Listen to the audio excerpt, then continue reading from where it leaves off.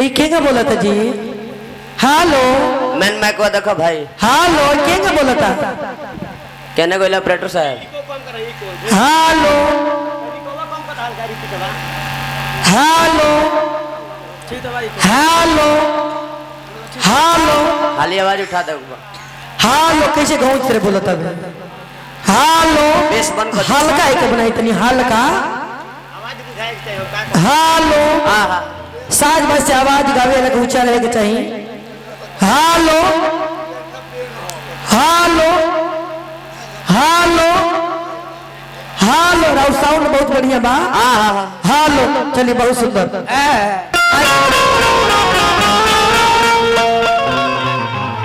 सुंदर घर बनावे से पहले बबुआ सुंदर नेव बनावे के पड़ेला तबे नु मजबूती बन रही। आज मजबूती ना बनी तो सुंदर दुताला घर मजबूत ना हो। ढो ही जाए। आ सुंदर बच्चा पैदा करे खातिर सुंदर सामान खाए के पड़ी और पोषण पालन करे खातिर सुंदर सुंदर व्यवस्था बनावे के पड़ी। सुंदर शिक्षा देवे के पड़ी। सब मिली तरह के बबुआ चिंता मत करो। घबरा जौन वैसे ही गाना बजावे के सुंदर बनावे खातिर मजबूती तरह डाले के पड़ी बबुआ। जान डाले के पड़ी। ओकर जान का हो लहरा लहरा से सेवा लो। चले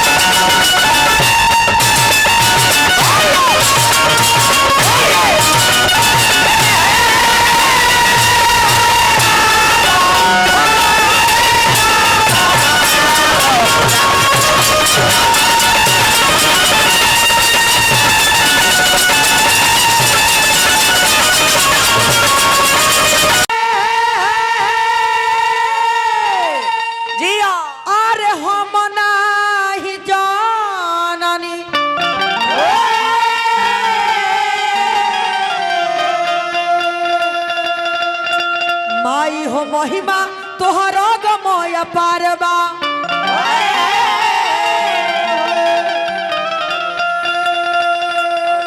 हार तोहरे भरोसे लंगड़ा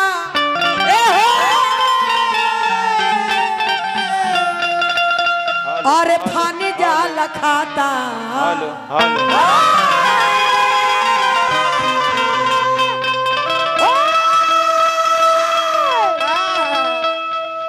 माता हो माता जगत के माता।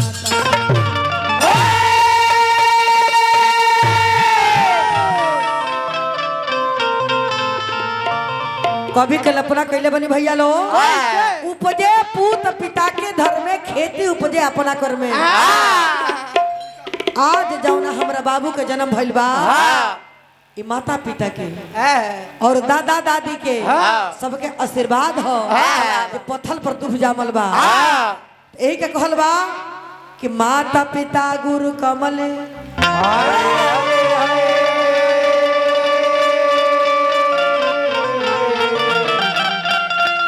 बंद बारंबार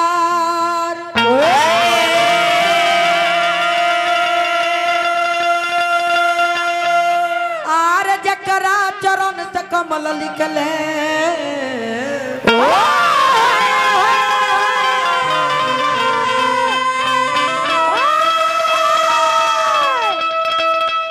चरण चुमहु दिन रात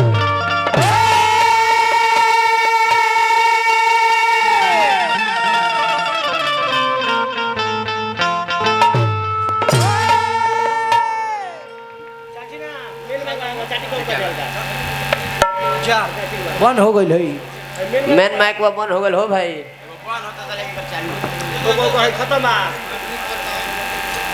हेलो हेलो आउया दे दे हेलो बढ़ाई दे हाँ ठीक बा तने के और बढ़ा दी बढ़ाई हाँ, टोन में डाल के बढ़ाई बाबू टोन में बेस बंद कर दे हेलो सारा रात बनबे करी और उठाई हेलो डर लगता वैठे में जितना भर्ती लागे भर लाग गइल बा बाबूजी के खेत अपना बेचाई जितना देबक बा दे दी हेलो और उठाई तेरे में एक पॉइंट हेलो हेलो अरे बच्चा के अचार नहीं खेलू डाले के हेलो अरे पावर ले लेके उठावा यार हेलो रह दी ठीक बा अमाई के दरबार में जाके कैसे भक्त होता रहे कैसे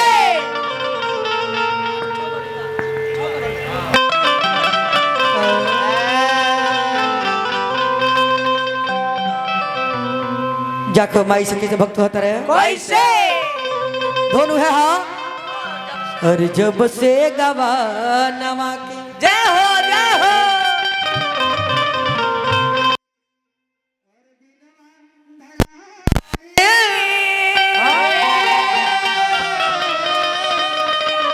और नतिया न नींद लागे जय हो और देह पियर यह लय के सहारा लेके कैसे हो माई से भक्त होते रहे आवा ये माई तू चाहबू तब ने हम कर तू ना चाहबू तो हमसे कुछ ना होई माई ना तहरा चरनिया के तोहरा चरनिया के माई बानी हम मधुल हो ए माई आ जा तोहरे चरनिया के माई बानी हम मधुल हो अब भेजले बानी ने बताए माई करना कबूल हो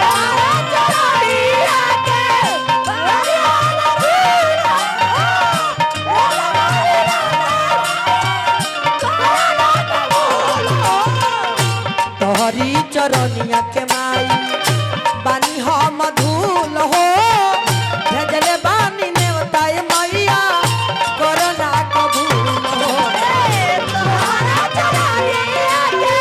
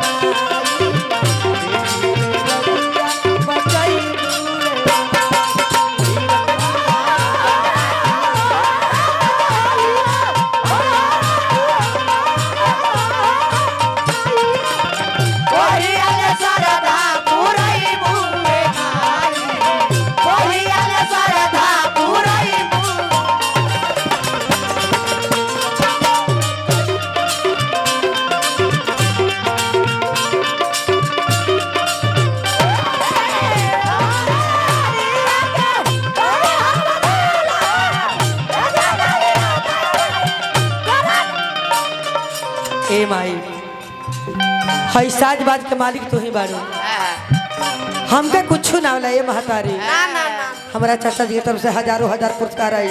ये धरती के जय जयकार रही। चार चंद लगा जाए माई साज बजी आवाज में बेटी बोलावत बड़ुए भरलो समाज में।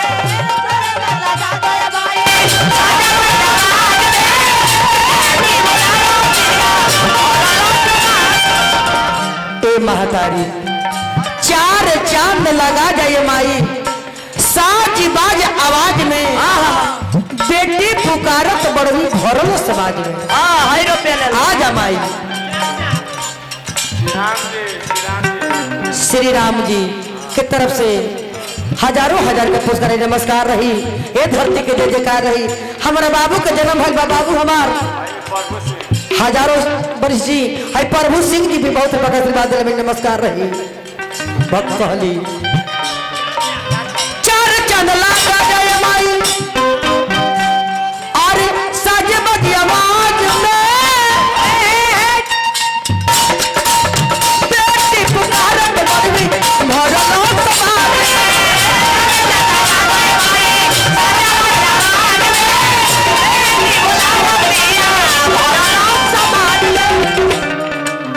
माफ करी हम माई हमसे। ए महतारी तारे नो बेटी है तार हक बा हमार हक नहीं खे लेकिन तहार हक बा। माफ करी हम माई हमसे भइल होई भूल हो। माफ करी हम माई भइल हमसे भूल हो। अरे बानी ने बताए माई करो ना